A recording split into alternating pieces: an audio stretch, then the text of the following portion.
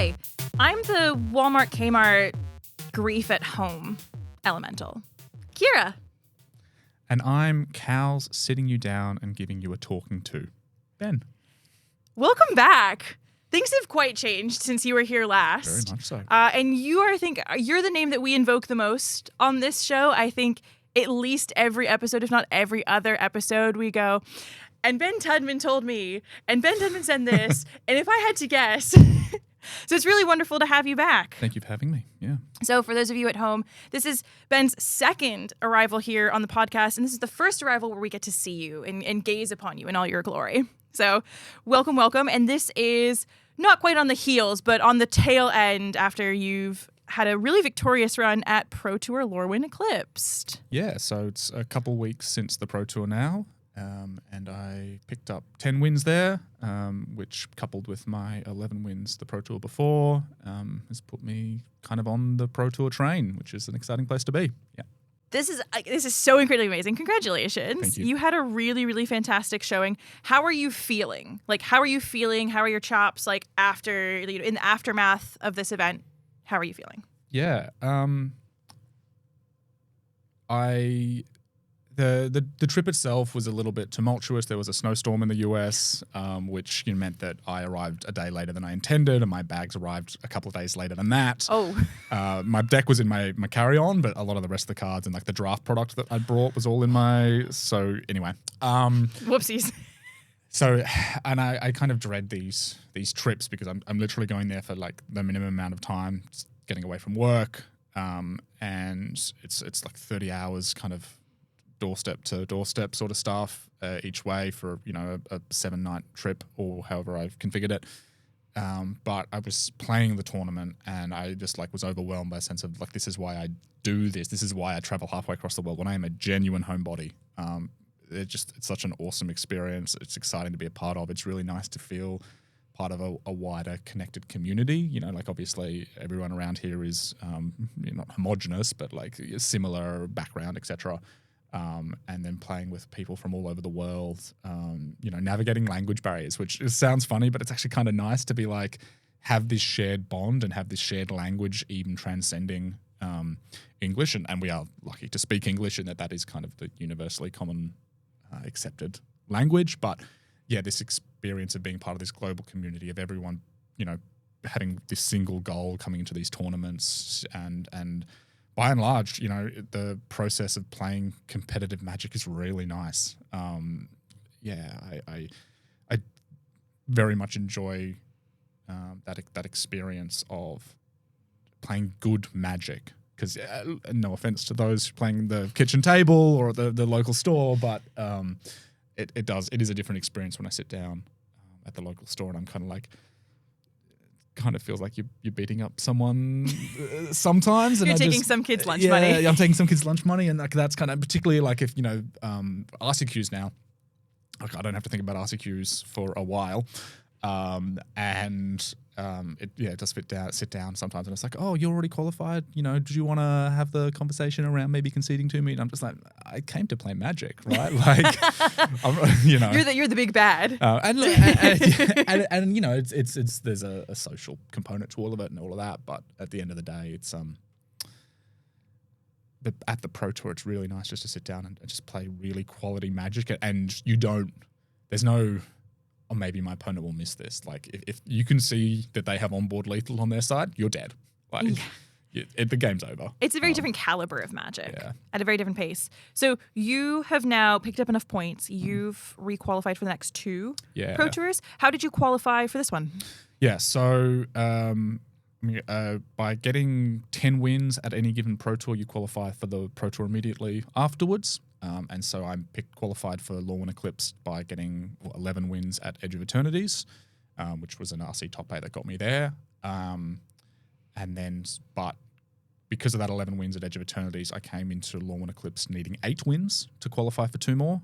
This the way the adjusted match point system is. It's pretty convoluted, but it is what it is. So 8 wins from my 16 rounds was required to get to the next 2, which I achieved in round 13, I think it was. I ticked over to and that was all the pressure was off at that point. So just got to play the last few rounds, kind of playing for some dollary dues. Some American US dollary dues as well. Unfortunately, it's US dollary dues sans US taxes, which ends up being effectively 1-for-1 with the Australian dollary due. So it ends up being which is interesting when we play Amsterdam later in the year, they don't get the tax. Oh. So the Amsterdam tournament, the money goes further. Prices are the same, prices are in US dollars, but we don't have the tax taken out. So little things that swings and roundabouts. Yeah, pretty much. But yeah, so needed 8 wins, ended up with 10, which means that I'm qualified for the next 2. It lowers the bar for how I need to perform at the next 2 to qualify for the first Pro Tour of 2027.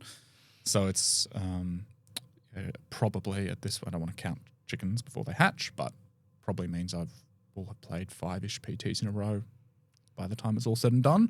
And obviously, if I do well enough, I'll continue beyond that. So, yeah, that's really nice. It means that regionals now are kind of just a chance to hang out with some friends and be social. And, they've all got pressure, all of my friends, to try to qualify and come and play with me. But, there's only 4 people in the region now qualified for the next Pro Tour. Wow. One of whom won't be playing it because their wife's about to give birth. Very exciting. That's very exciting. Yeah. That does kind of take precedence, I will say. Yeah. Very reasonable reason to not go to a Pro Tour. Yep. So, Zen Meia Thorn is about to become a dad. Oh, that's which is very exciting. Congratulations. But so they're missing the next 2, which means they'll fall off and they'll have to requalify. Which, when they get around to it, they will. Will not be hard for them. No. But yeah, so there's only a handful of us at this point qualified, and obviously regionals is in a month or so. I'm kind of not paying enough attention anymore. RC11 is next month in March. Yeah. I'm going to be commentating that one, so I distinctly know when it's taking place. There you go. I'm sitting here being like, do I even play? Do I even bother? I mean, I'm going. My family's in Sydney, so it's an excuse to go see my family and all that. But well, you said this, you only needed 8 wins, and then each subsequent one, the bar is kind of metaphorically lowered. That doesn't feel like it really aligns, though, with the way that you play. So what kind of was your goal? I imagine your goal at a minimum was pick up 8 wins, but did you have an overarching goal beyond that for this PT? Yeah, so it's quite hard to get and stay on the Pro Tour train, and so my mentality was very much... and this came down to deck selection a little bit, and the choice around deck selection was I needed 8 wins. Let's make sure that I can achieve 8 wins, and then anything else is gravy. So having the conversations with some of the people I worked with for this, my teammates, I was encouraging them to pick a deck that might let them high roll into the 10 wins, which was their threshold. Whereas for me personally, I was like, I just want to play a deck that I know I will win half my matches. Mm-hmm. So it kind of changed the mentality a little bit. Obviously, the stretch goal is always to get a top 8 to take down the trophy or whatever it is. And so it's not that I'm discounting that, and it's not that it wasn't in the back of my mind, but it did change kind of the incentives and a little bit of the decision-making process for me. I now mentally have a free roll for the next one because I'm qualified for the one after that. I don't have to get my 10 wins, which will mean that my deck selection will probably be at a higher gamble, a higher... risk-reward ratio sort of thing. If I bust out and I don't make day 2 for the next one, that's not the end of the world, which kind of lets me have the opportunity to pick a deck that could be very good. Whereas this one, I just wanted to make a deck selection that I knew would do okay. Yeah. So let's get into that. Yep. You played Bant Airbending. Yep. So much judgment. This is my anticipation going into this Pro Tour as a humble observer, as someone who was just going to sit at home and watch the live streams and and spectate. My anticipation was this was the Pro Tour where Badger Mole Cub was being bounty hunted, similar to previous Pro Tours where Vivi has been kind of the target or Corey Steelcutter has been the target. This felt like the Badger Mole Cub was on the hunt. We just got Spell Snare back. There's a lot of incentive for people to immediately attack or counter the Cub on the stack. How did you land on Bant Airbending in kind of the face of that? So rewinding a little bit, in that process, probably about a month out. There was a few of us working together. I'll do some name dropping. So myself, Sam Loy, Chris Tong down in Melbourne.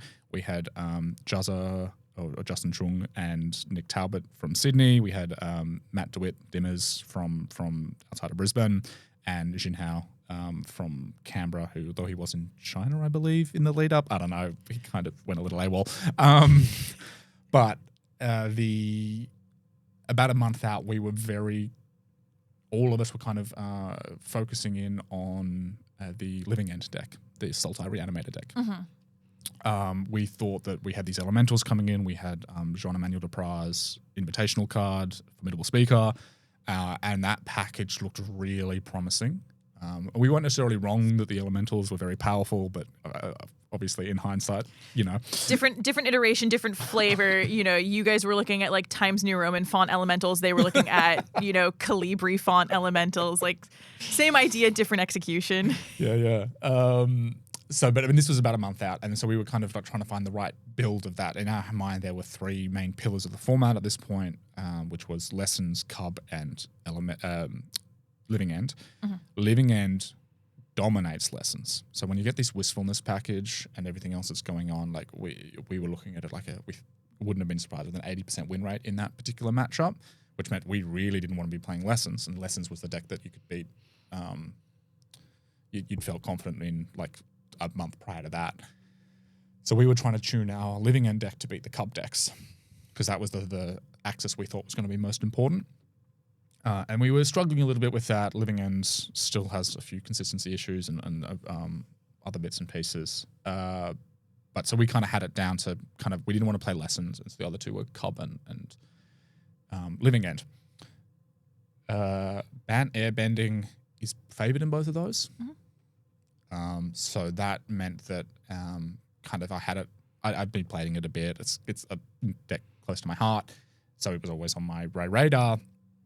And then a week or two before the PT, maybe it was 2 weeks before the PT, one of the Spotlight series happened. It was the regionals, which was the weekend Spotlight series.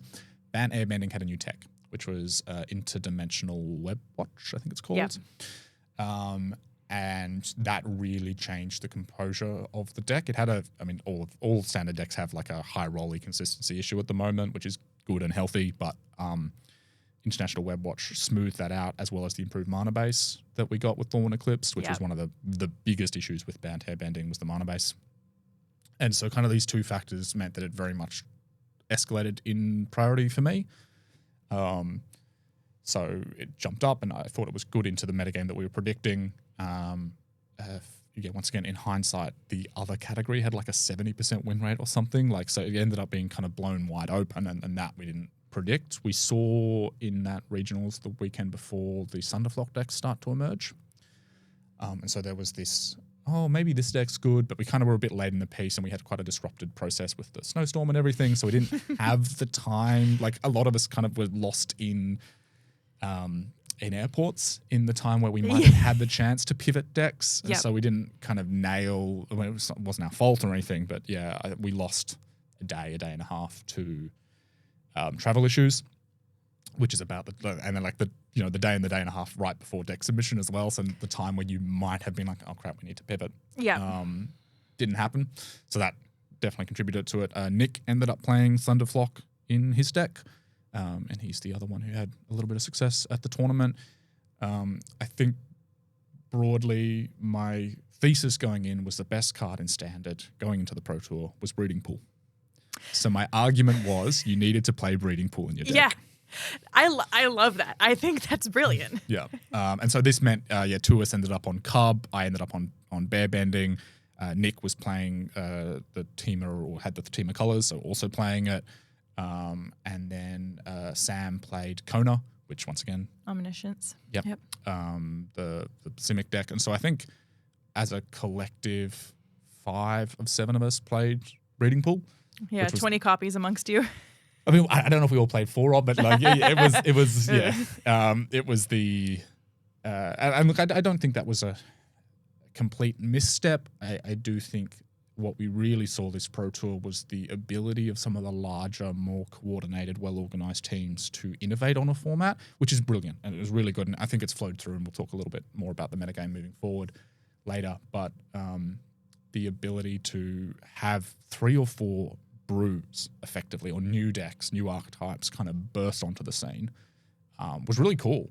And it was really tough sitting down. And I think my round 4, just finished the first draft, and you sit down and my opponent's playing a deck that I was not on my sideboard guide, or that I use a sideboard guide, but not on my sideboard mapping, because you want to make sure you got the right cards for the right matchups. And then I think of the 10 rounds, I played rhythm decks 3 times,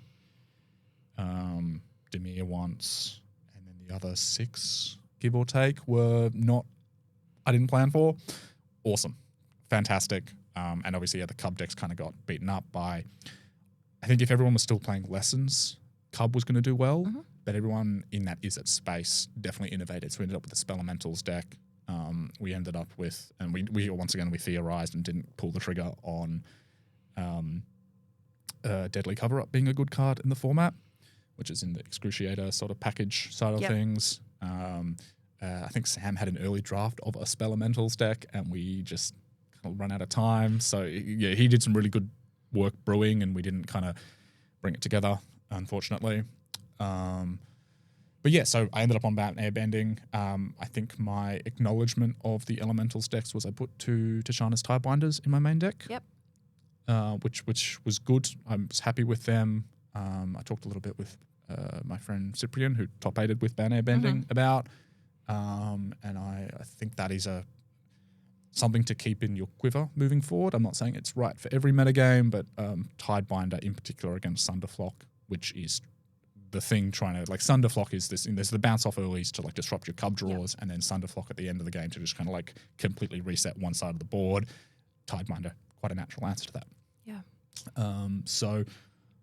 I was quite happy with my choice in the end. I know you're mocking me for it, but it's... See, this is it's not so much, it's more I'm so stunned as well, because you have so much more experience than I do. And so to come to that conclusion in the face of looking down, any blue X deck is going to have some number of spell snares. And especially, your deck as well is a Badgermole Cub, Airbender Ascension.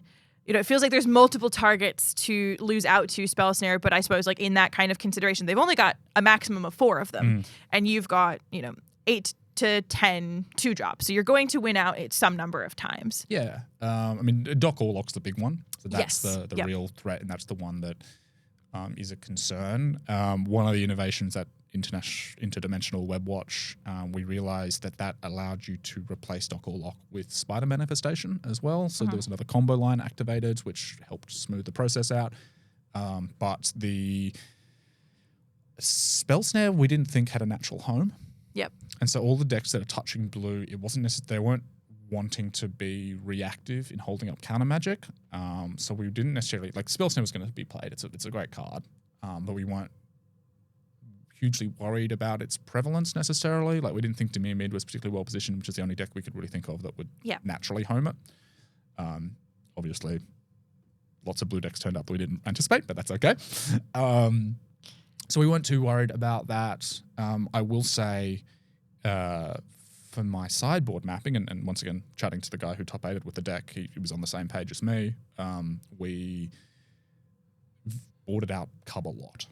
Yes. So a lot of our plans, when we knew that Cub was being targeted, we kind of had, and I think this is a good plan for the format moving forward if you're wanting to put Cub on your deck, is to have a way post-board to pivot off Cub being such an important card in your deck.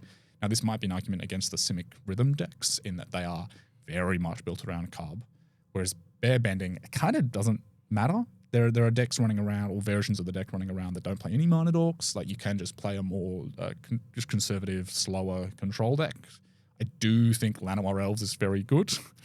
So if I was cutting the mana dorks, I'd probably keep those in. Spider Manifestation does a combo impression. Bramble Familiar, very good once you airbend it. And so to my mind, the builds I'm looking at the moment, I'm like, do you need Cub? So I do think there's space in the green decks that there's a lot of very powerful green cards beyond Cub.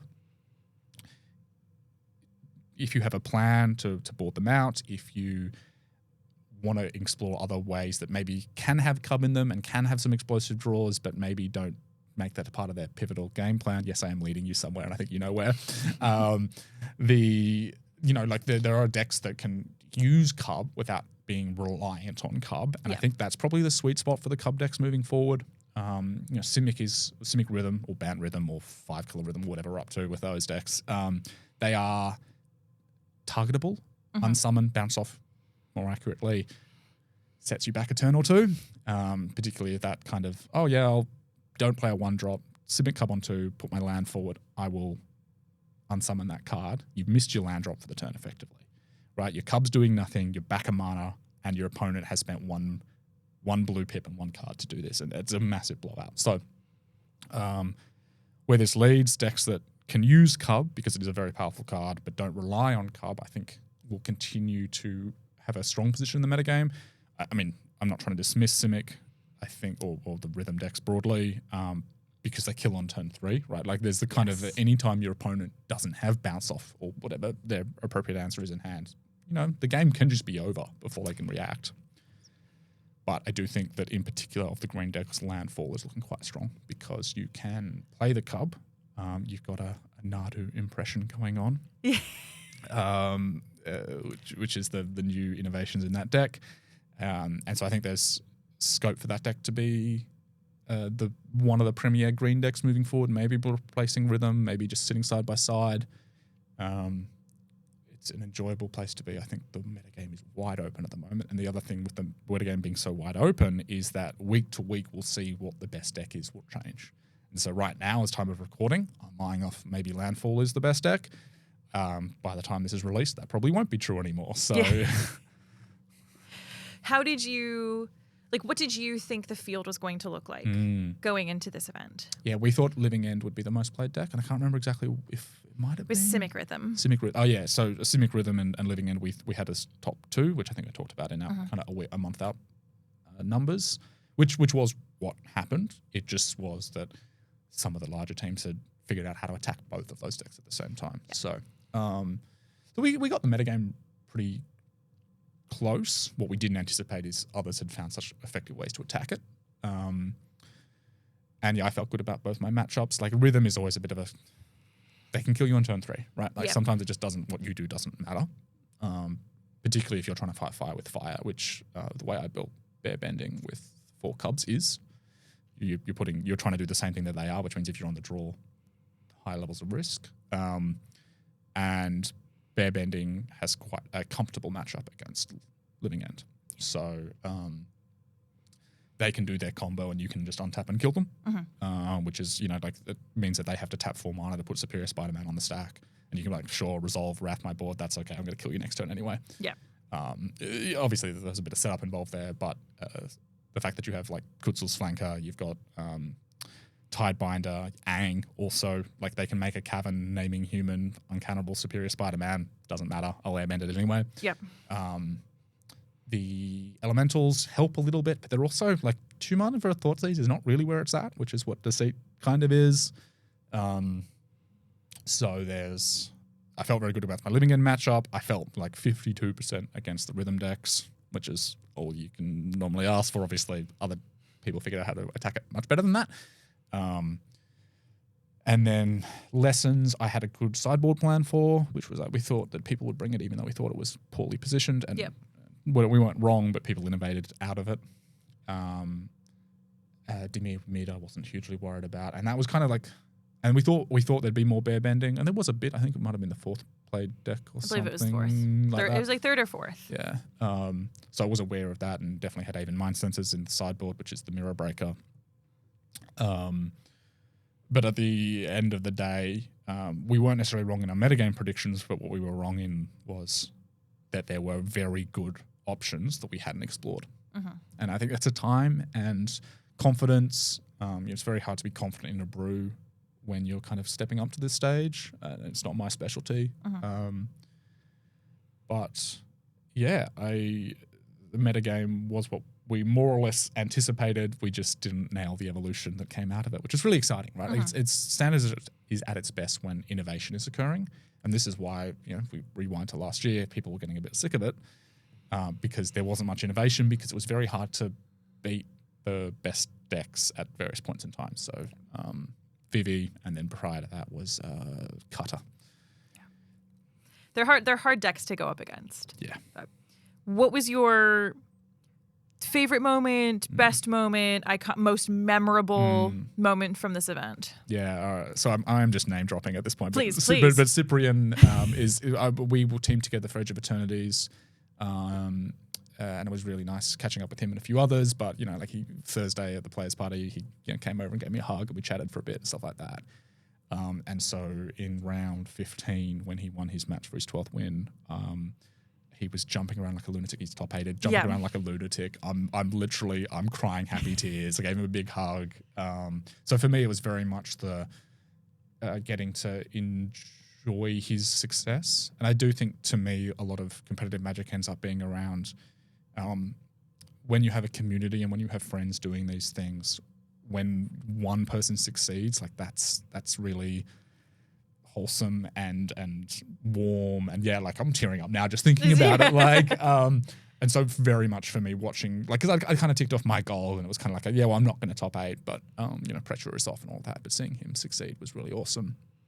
And then in round 16 as well, Nick, who we worked with from Sydney, he'd been on the bubble. He'd had 9 wins for quite a few rounds before that point. And for him, 10 was the point. And so he picked up his 10th win in turns of round 16. It's like as close to the line as you can get. and I was on the rail. And so once again, that was a really nice moment to see his hard work pay off. Yeah. And so it is very much, and obviously I had my own success, but seeing these other successes was really, really nice.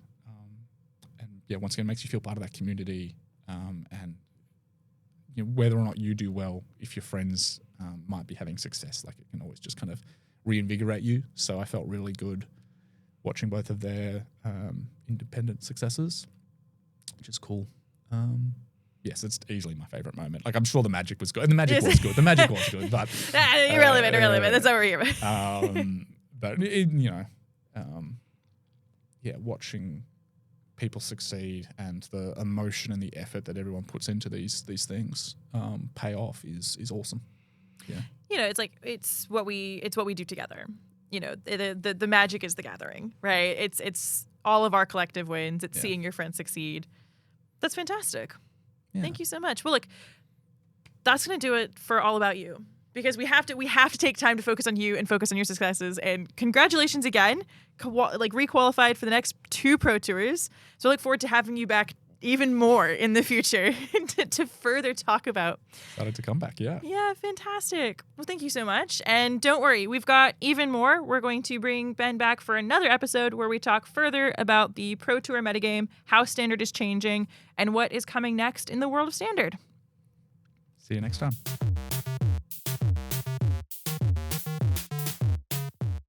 And with all that said, that's all we have for you today. We look forward to seeing you again next week. New episodes release on Mondays at 11 a.m. Australian Eastern Standard Time. You can keep track of all of our releases at Raise MTG on both Instagram and Blue Sky. You can find Ben on all of his socials. You're at Twitter and Blue Sky. It's at bed_MTG. Mm-hmm. Twitter's the one I use regrettably the most, or X, whatever. Ooh. Yeah. Beautiful.